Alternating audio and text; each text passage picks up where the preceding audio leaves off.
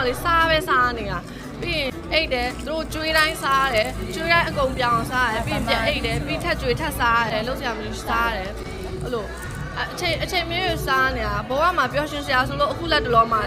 အစားအသောက်ပဲရှိရယ်တရက်နိုးကနေ့လည်းဘာစားမလဲညဘာစားမလဲနောက်နေ့ဘာစားမလဲအဲ့လို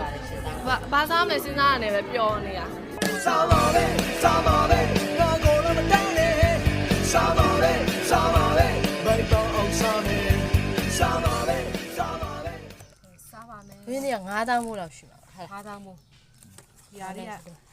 1200ပါမှားလို့ရတယ်နော်အဲ့ညီမလေးရှိရတယ်ပြီးမှတက်ချိတ်ပေးမယ်ငါကိုတီးလေးဒူးရင်သီးနဲ့တွဲစားဖို့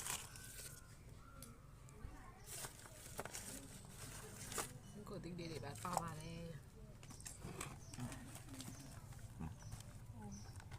ဒီတေးလားလာဒီလုံးသူကဗမာသီးဖြစ်နေတာဟုတ်တရား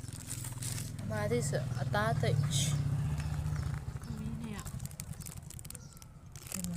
ဒီတပတ်ကန်တော့ရတယ်တွင်းသီးကတထေးသီးဖြစ်啱啦，啱咯。